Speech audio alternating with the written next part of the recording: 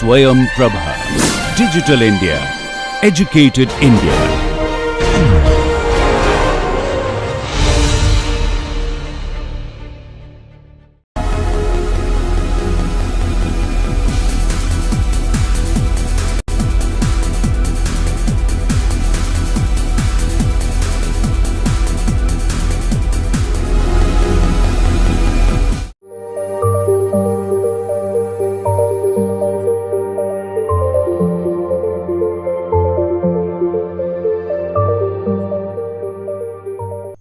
In the last session, I had discussed the different types of GPS techniques by which GPS data can be collected.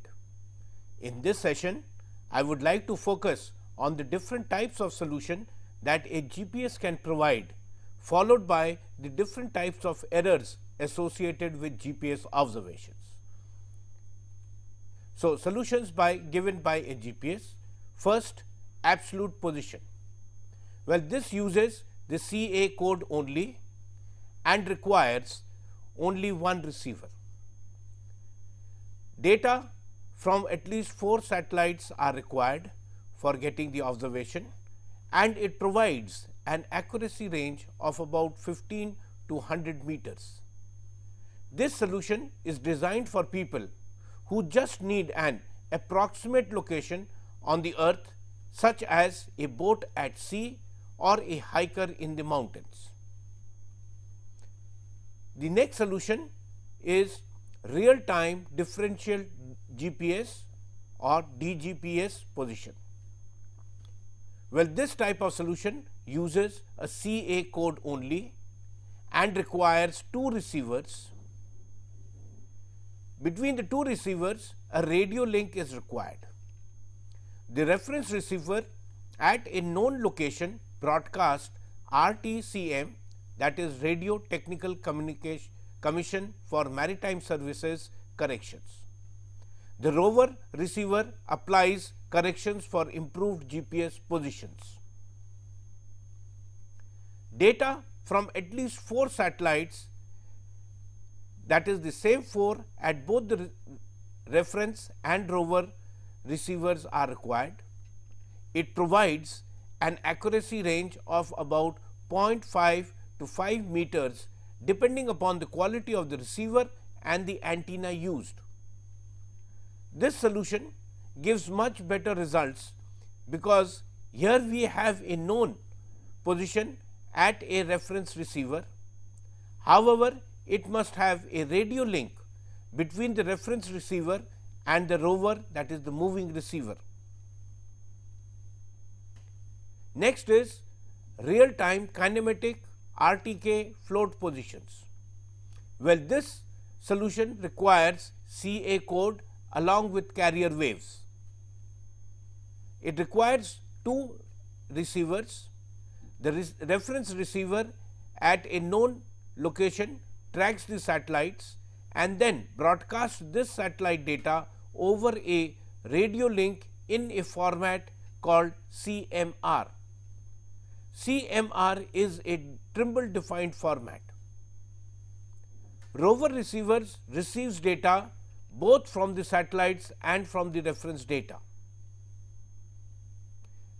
A radio link between the 2 receivers is required. Data from at least 4 common satellites need to be tracked both by the reference and the rover GPS receivers. This type of solution provides an accuracy range of about 20 centimeters to 1 meter. This solution uses more of the satellite signal than the autonomous or DGPS solution. The carrier data, this CMR data is a carrier phase data. Then we have the next solution, that is real-time kinematic fixed solutions. Well, again in this we use CA code and carrier waves and require 2 GPS receivers. The reference receiver at a known location tracks the satellites and then broadcasts the CMR data over a radio link. The rover receiver receives data from both the satellites and the reference station. A radio link between the two receivers have to be maintained. Initialization, which is achieved most easily with dual frequency receivers. Data from at least 5 common satellites to initialize on the fly, that is in motion, are required, and one needs to track at least 4 common satellites after initialization procedure. Well, this particular solution can provide an accuracy range ranging from 1 to 5 centimeters.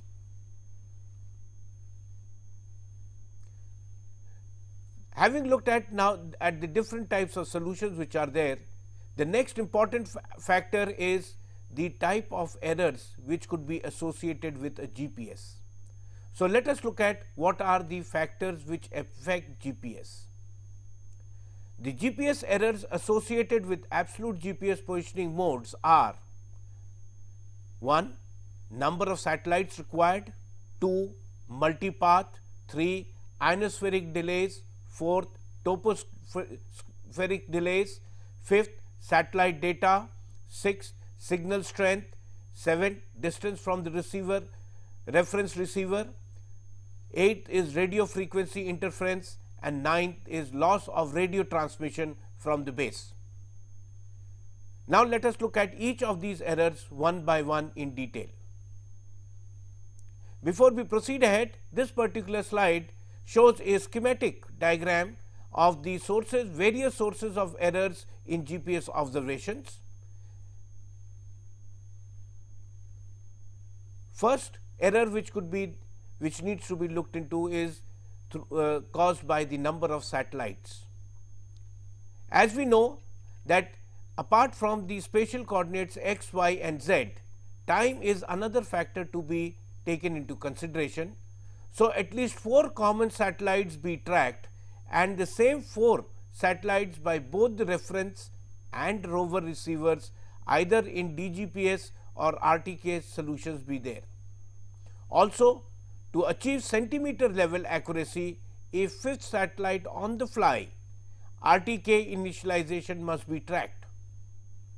This extra satellite adds a check on the internal computations. Any additional satellite beyond 5 even more checks, which is always useful. Then multipath. Multipath is simply reflection of the signals similar to the phenomena of ghosting on our television screens. With multipath reception, the receiver collects both the direct signals from the satellite and a fractionally delayed signal that has bounced off from some nearby reflective surface, then reach the receiver. This particular slide shows the phenomena of multipath. We can see that the GPS antenna has been located on a hard surface, and close by there is a building which has some reflective properties. So, what happens is there is one signal which is received by the GPS antenna, which we call it as the direct signal, and there are 2 other signals which are also recorded or tracked by the GPS receiver, which may come from the road surface or maybe from objects in the nearby vicinity of the GPS antenna where it has been placed. The problem is that the path of the signal that has reflected off some surface is longer than the direct line of the satellite. This can confuse some lower end receivers, resulting in an incorrect range measurement and consequently an uncorrected position. This particular slide, it shows a line diagram as to how the multipath delay causes a difference in the time range of the signal being received at the GPS. However, there are several ways to deal this problem. Most receivers have some way of seeing and comparing the correct and incorrect incoming signals. Since the reflected multi-path signal has travelled a longer path, it will arrive a fraction of a second later and a fraction weaker than the direct signal. By recognizing that there are two signals, one right after another, and that second one is slightly weaker than the first one, the receiver can reject the later or weaker signal, thus minimizing the problem. This ability is referred to as the receiver's multipath rejection capability. Mapping and surveying quality receivers use semi-directional ground plane antennas to reduce the amount of multipath that the receiver may have to deal with. Semi-directional antennas are designed to reject any signal below a tangent of the surface of the earth. This is usually seen as a large, up to 20 to 30 centimeters across, flat metallic plate, usually aluminum, with the actual width much smaller receiver antenna attached on the top. The metal plate interferes with any signal that may be reflected of the low reflective surfaces below them, such as bodies of water. The next error could be due to ionosphere. Well, this causes a change in the travel time of the signal.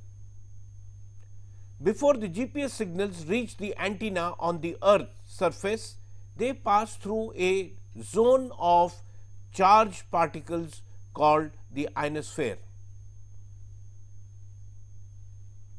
which changes the path of the signal. If the reference and the rover receivers are relatively close together, the effect of ionosphere tends to be minimal, and if one is working with a lower range of GPS precisions, the ionosphere is not a major consideration. However, if the rover is working too far from the reference station, one may experience problems, particularly with initialization of RTK fixed solutions. This particular slide, it shows the atmospheric effects on the signal, GPS signal, which is received by the antenna, and one can see there are two layers which cause this problem: ionosphere, which is approximately 200 kilometers above the earth's surface, and troposphere, which is approximately 50 kilometers above the earth's surface. The next factor is troposphere. Troposphere is essentially the weather zone of the atmosphere, and the droplets of water vapor in it can affect the speed of the signals. The vertical component of GPS answer, that is elevation, is particularly sensitive to the troposphere. When the satellite system is robust and dependable, it is possible that the satellites to occasionally be unhealthy. A satellite broadcasts its health status based on the information from the US Department of Defense. Receivers have safeguards to protect against using data from unhealthy satellites. Then is satellite geometry. Satellite geometry, or the distribution of satellites in the sky, affects the computation of your position. This is often referred to as position dilution of precision, or in short PDOP. PDOP is expressed as a number where lower numbers are preferable to higher numbers. The best results are obtained when PDOP is less than about 7. PDOP is determined by the geographic location, the time of the day, and any site obstruction which might block the satellites. It is advisable that a planning software to be used to determine when one will have the most satellites in a particular area. When the satellites are well spread out, PDOP is low or we can say the satellite geometry is good. When the satellites are close together, the p-dop value is high, or we can say that the configuration of the satellite geometry is weak. This particular slide provides a schematic representation of good DOP and poor DOP. In a good DOP, we find that the geometry of the visible satellite communicating with the GPS receiver are well spread over the sky, while in a poor DOP, we find that the satellites are concentrated and located close to each other, maybe on one side. Well, when we talk about the dilution of precision, it may be observed that there are many components which contribute to this. For example, V-dop, which is the vertical dilution of precision, P-dop, which is the position dilution of precision, and this is the most commonly used factor for expressing the satellite geometry. Then we have G-dop, which is the geometric dilution of precision, H-dop, which is the horizontal dilution of precision, and T-dop, which is the time dilution of precision. Well, in order to have a good satellite geometry, if the value of DOP is between 1 to 3, it is considered to be a very good configuration. Between 4 to 5, it is a good configuration. If the value of DOP is 6, it is fair, and greater than 6, it is considered to be suspect, that is, the satellite geometry is not a good one. Then is signal strength. The strength of the satellite signal depends on the obstructions and the elevation of the satellites above the horizon. To the extent it is possible, obstructions between your GPS antenna and the sky should be avoided. Also, watch out for satellites which are close to the horizon, because signals are weaker. The next factor which may affect the GPS observations is the distance from the reference receiver. The effective range of a rover from a reference station depends primarily on the type of accuracy you are trying to achieve. For the highest real-time accuracy, that is RTK fixed, rovers should be within 10 to 15 kilometers of the reference station. As the range exceeds this recommended limit, you may fail to initialize and be restricted to RTK float solutions, that is at the decimeter level accuracy. The next error is radio frequency interference, or in short known as RF interference. RF interference may sometimes be a problem both for GPS reception and radio link systems.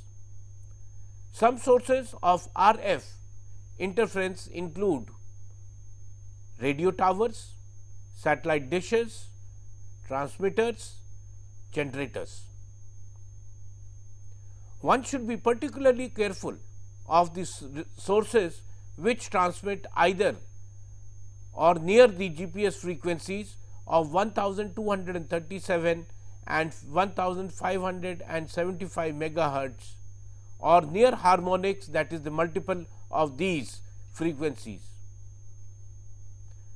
One should also be aware of the RF generated by his own machines also.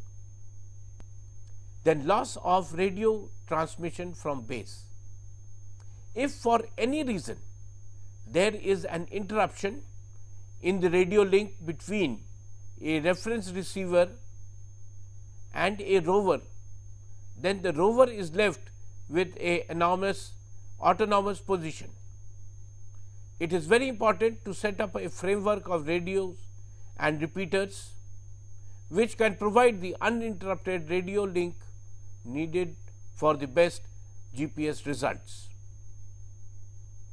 In my next session, I would discuss the various applications of GPS. Thank you.